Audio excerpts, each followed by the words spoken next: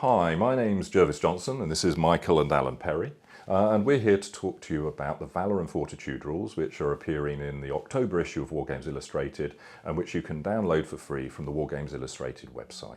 We designed the rules for large games like the one that you can see here, but we've found that the rules are very flexible and they work really well for different scales of figures and for different sizes of games too. To start off with, I'm just going to talk you through an example turn so you can see how the game works and the mechanics that the game uses.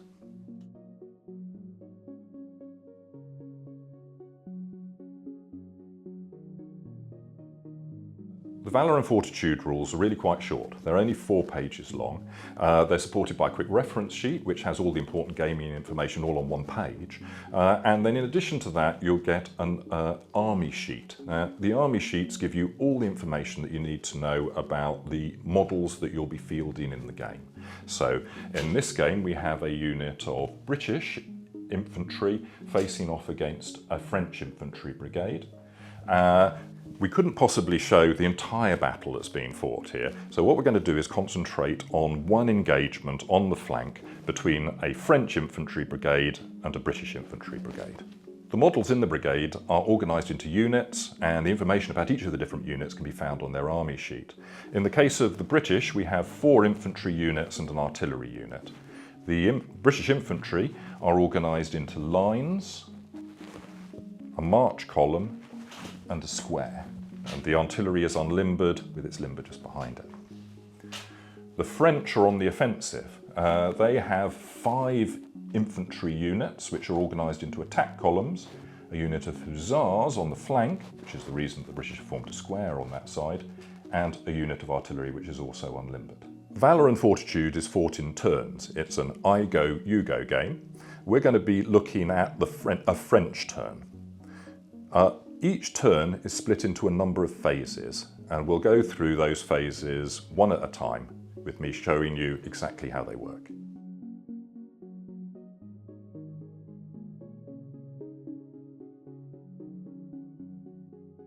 This is the start of the French turn, and the first phase is called the Fate phase. In the Fate phase, the Commander-in-Chief of the army whose turn is taking place draws a card from the Fate deck and looks at it. In this case, the card that was drawn is a 6 of hearts, which is a deadly attack card. It allows the French player to re-roll any failed hit rolls when he makes an attack, and can make the difference between breaking a unit and them surviving the attack. Fate cards can be played at any time during your turn, and you can have any number in your hand, so it's important to play them at the right time.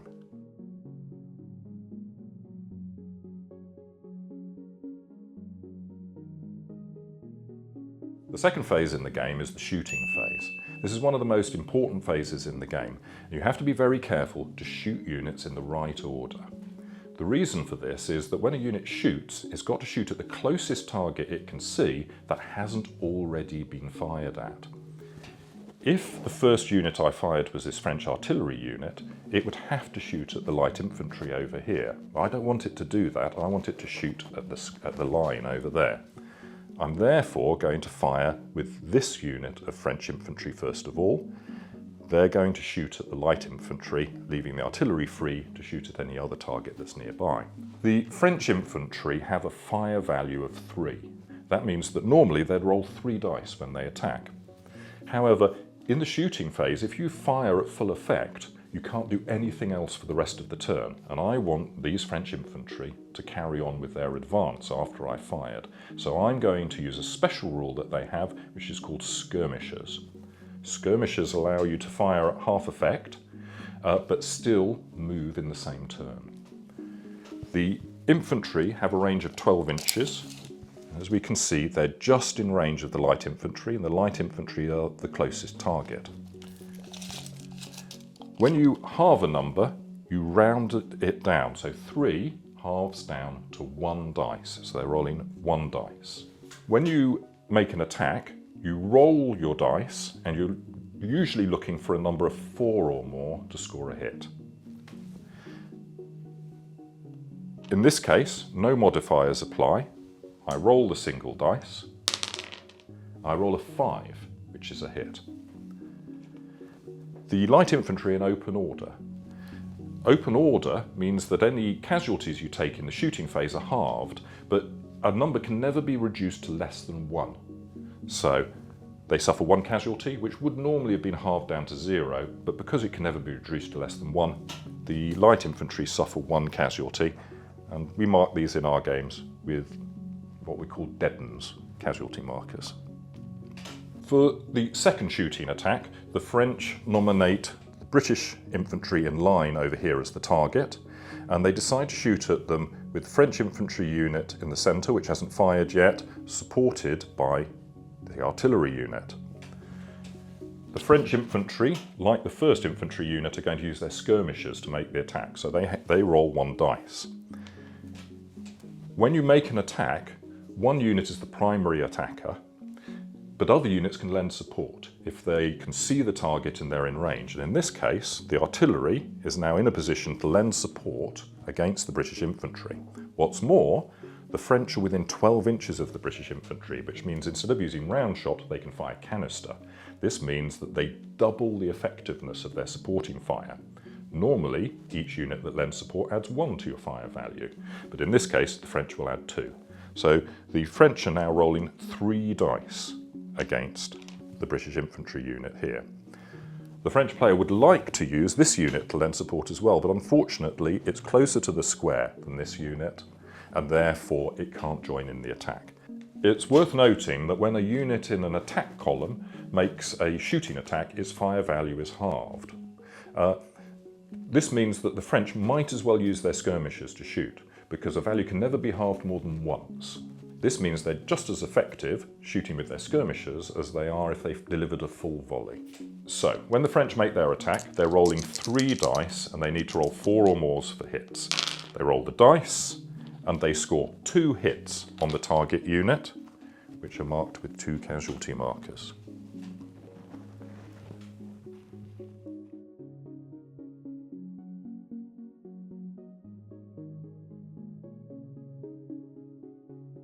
So we're now going to move on to the third phase, which is called the action phase. In the action phase, units get to move around the battlefield.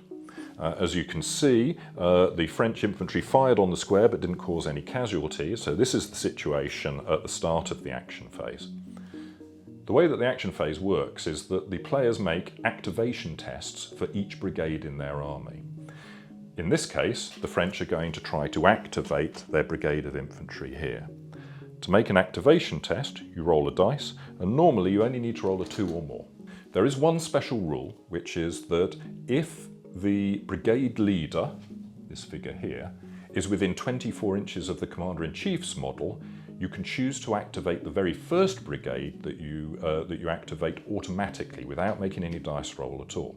Sadly for the French, they're not within 24 inches of the Commander-in-Chief, so a dice roll will have to be made. The dice is rolled and comes up with a 4. The French brigade activates. When a brigade activates, the player who commands it can take 1 action with each unit in the brigade.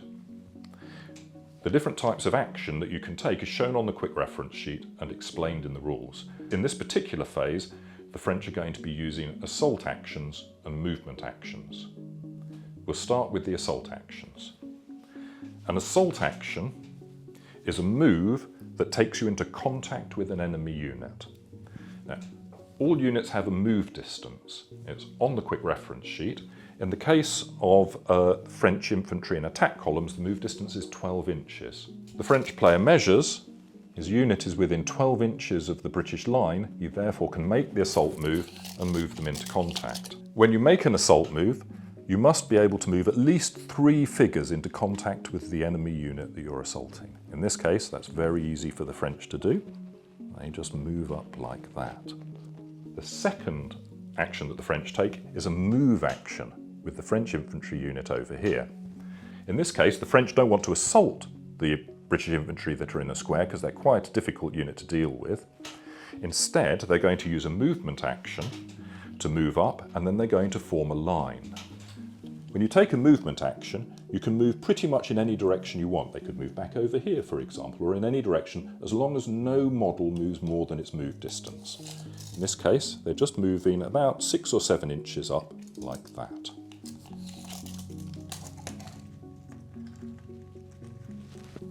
Before or after you take a movement action, a unit's allowed to reform. Assaulting units can't reform, but units taking a movement action can.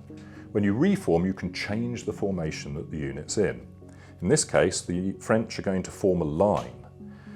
When you reform, you pick the middle model. It's got to stay in place, so you can pivot it to face in any direction, and everybody else forms around them. So in this case, so that the unit that was in the middle stays roughly in the middle of the unit. The French have formed a line. This will allow them to shoot at the square with increased firepower. The third action that the French are going to take is an assault action with this unit here. Now what they'd really like is for this unit to be able to move up and assault the British line over here, helping this unit out. Unfortunately, there is an unengaged British infantry unit that is closer to them than the British, so they're going to have to make their assault against the light infantry over here, which they do. Light infantry are an easy target to beat, and they're confident they'll drive them away. The space that they've cleared will allow the remaining two French units to move up to support the attacks. This is the situation after all of the moves have been made. You can see that the brigade leader has been moved up. Brigade leaders can move 36 inches after all of the units in their brigade have been moved. It's also worth noting that the hussars have not moved. They were more than 12 inches away from the brigade leader, which meant a messenger had to be sent to them in order for them to carry out an action. Unfortunately, the messenger didn't arrive, and so that unit wasn't able to do anything and has remained sitting on the flank, threatening the British infantry. The other thing worth noting is that the artillery have not been able to take any actions because they fired in the preceding shooting phase.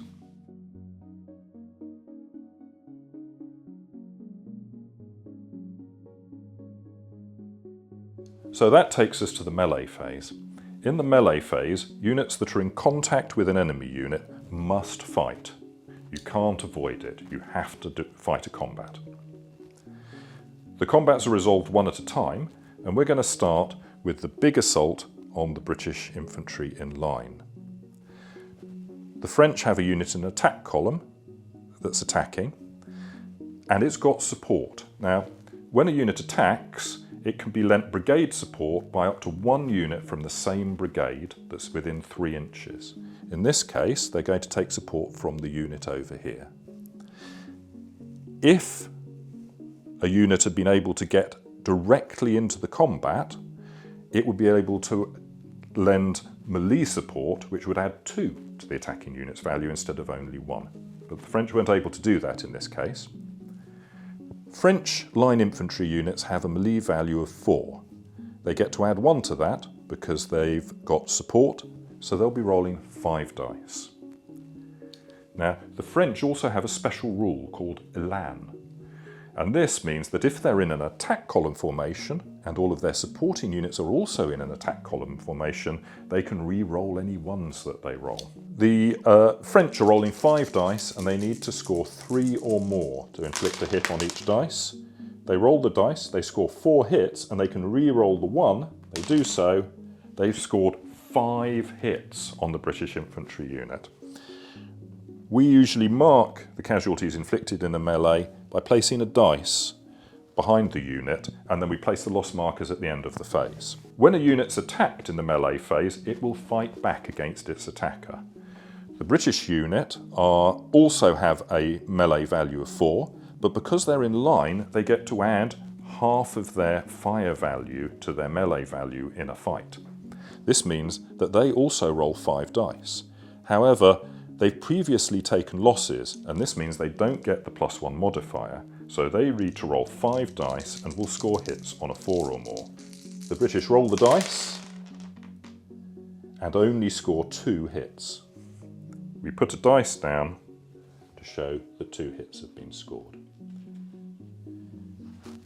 After all of the attacks in a fight have been made, you have to determine who the winner is. And the winner is simply the side that inflicted the most losses. In this case, the British lost very badly, 5 losses to 2. We can now place the loss markers. The French suffer 2 losses, which are placed on their unit.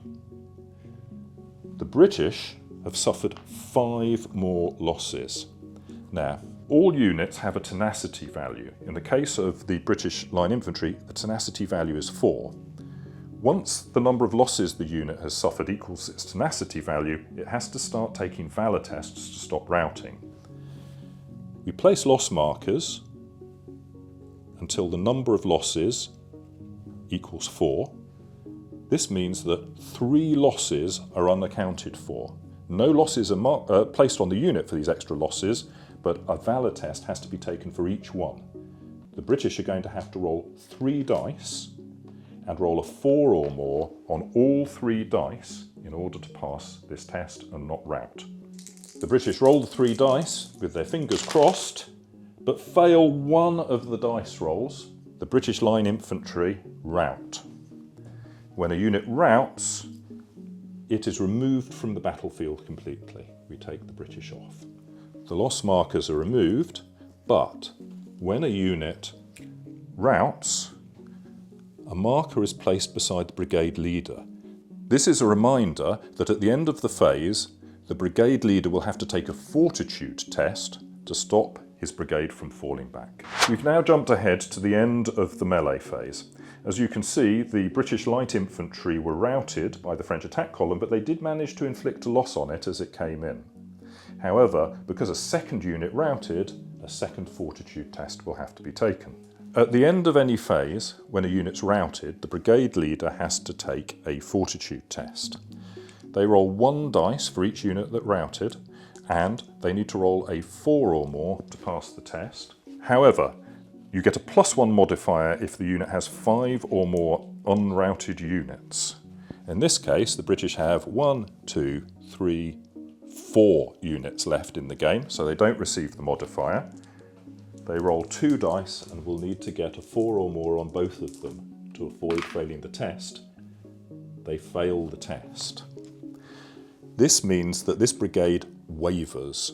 When a brigade wavers, any units that are shaken will rout. There are no shaken British units, so they survive that. However, then each unit from the brigade that's within 6 inches of the enemy suffers a loss. This represents them starting to waver and think about pulling back. In this case, these 2 British units are within 6 inches of the enemy, and so is their artillery. So each of those suffer a loss. Finally, a marker is placed beside the Commander-in-Chief to show that the British Army has suffered a defeat. At the end of the game, each side scores 1 victory point for every defeat they inflicted on the enemy, and an extra victory point for any objectives that they've captured on the battlefield, and the side with the highest score wins the battle.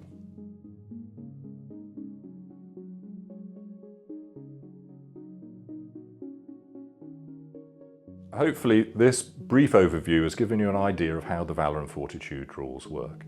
As I said at the beginning, they're available in the October issue of Wargames Illustrated, and you can download them for free from the Wargames Illustrated website.